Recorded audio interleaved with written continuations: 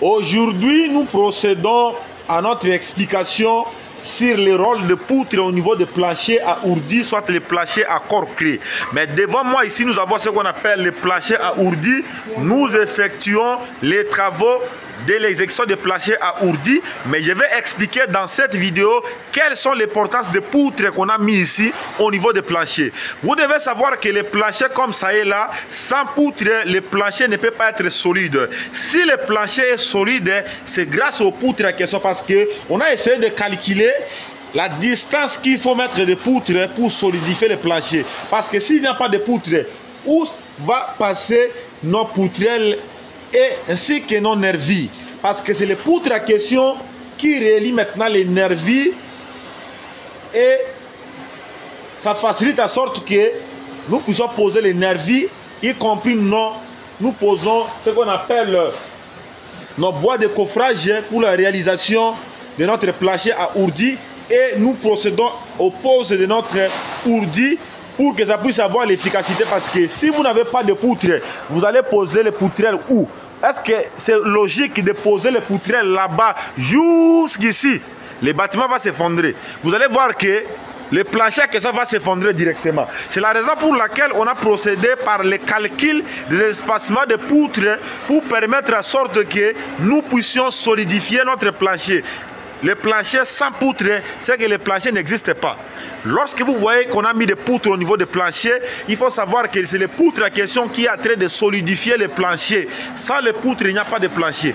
Et maintenant, pour parvenir à réaliser ce qu'on appelle le poutre, vous allez d'abord procéder par l'exécution des poteaux. C'est grâce aux poteaux que vous voyez ici, les poteaux supportent la moitié de la charge qui est au niveau de la poutre, ainsi que la charge qui est au niveau de la dalle.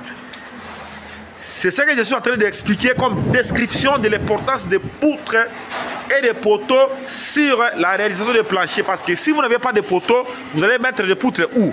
Si vous n'avez pas de poutres, vous allez mettre votre plancher où? Les poteaux, les poutres, c'est très important. C'est ce qui permet en sorte que vous puissiez réaliser votre plancher à ourdi. Parce que si vous essayez de regarder ici, je vais expliquer. Vous voyez ici, c'est ce qu'on appelle les poutrelles.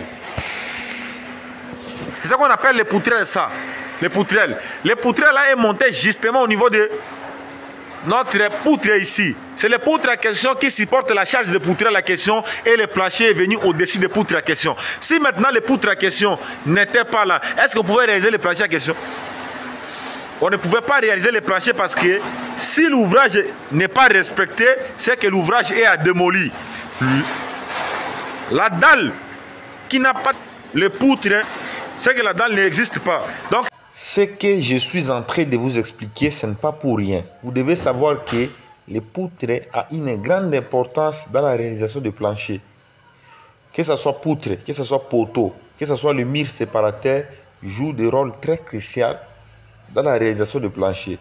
Pourquoi? Parce que le poutre à question que vous voyez, si ce n'est pas bien respecté, il y a trop de distance au niveau des poutres, le plancher va flamber, soit ça va fléchir. C'est la raison pour laquelle il est recommandé de calculer les espacements de poutres pourvu que le plancher puisse être résistant. Aujourd'hui, on est en train d'observer beaucoup de planchers posent des problèmes de fissuration au niveau du plancher. Il y a même des flambements, il y a aussi des gonflements au niveau du plancher. On n'arrive pas à comprendre d'où provient ça. Vous devez savoir aujourd'hui que c'est l'excès des espacements de poutres. Vous devez savoir que quand vous êtes en train de réaliser votre plancher, il faut calculer les espacements de poutres. Il faut aussi calculer là où ça va passer des murs séparateurs pour soutenir le plancher. Parce que le mur séparateur passe directement en dessous des poutres. Et les poutres est toujours au-dessus des murs séparateurs. Si cette technique que je suis en train de vous donner n'est pas respectée, donc vous mettez votre bâtiment en danger. Parce que vous devez savoir que le plancher pèse. Le poids du plancher peut détruire la structure. C'est ce que beaucoup de gens sont en train d'ignorer. C'est la raison pour laquelle vous voyez, comme on est en train de réaliser notre plancher là, il y a trop d'étais, on a mis ça.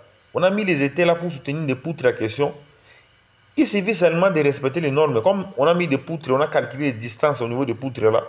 Ça permet à sorte que les poutres là puissent supporter la charge de poutrelles de ourdi, même le ferrage qui est au-dessus, y compris la dalle qui sera coulée. Vous voyez ce que je suis en train de vous donner. Ce sont des techniques que chaque intervenant dans le secteur BTP puisse respecter ça. Mais vous verrez que quelqu'un a laissé peut-être espacement de 4 mètres au niveau de poutre. Quand vous êtes en train de réaliser le plancher, vous voyez, il est en train de réaliser le plancher, mais il laisse l'espacement de 4 mètres. Il cherche des ourdis de 4 mètres pour mettre. Voilà maintenant la distance là.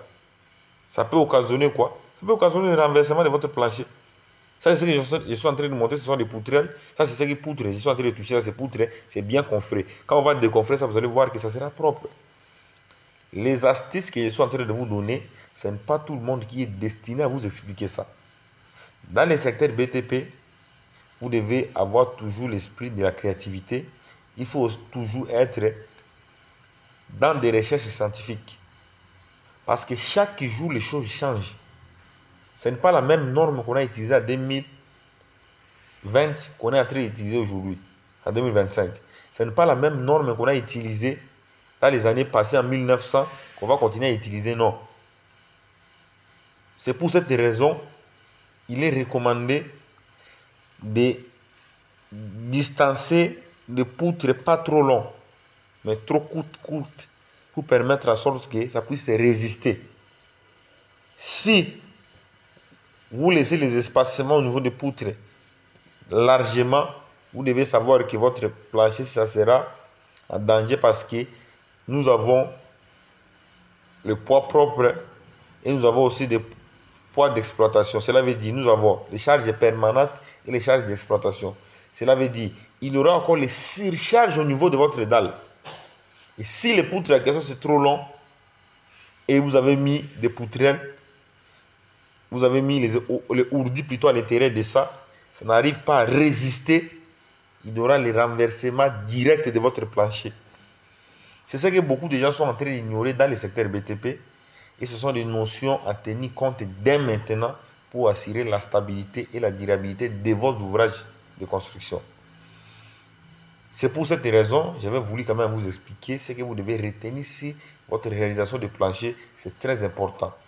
Donc c'était un peu ça comme l'explication concrète sur l'importance des poutres dans la réalisation des planchers à ourdi, soit des planchers à corps créé. Restez connectés pour suivre la continuité de l'intégralité des explications sur notre projet de R+8 que nous sommes en train de réaliser au Royaume du Maroc. Maintenant, on a procédé par l'étape de l'arrosage. À bientôt, on va procéder par le coulage. Je vais vous faire une vidéo explicative sur le coulage et je vais essayer de paramétrer les règles que vous devez respecter pour que vous puissiez suivre les étapes réglementées pour construire un bâtiment solide. C'est de ça qu'il s'agit. Si vous voulez savoir plus sur les génies civils, sur les domaines de l'architecture, abonnez-vous parce que je vais commencer à faire des vidéos sur les explications des procédés, des étapes de la réalisation d'un projet de construction, y compris les explications sur les logiciels d'architecture.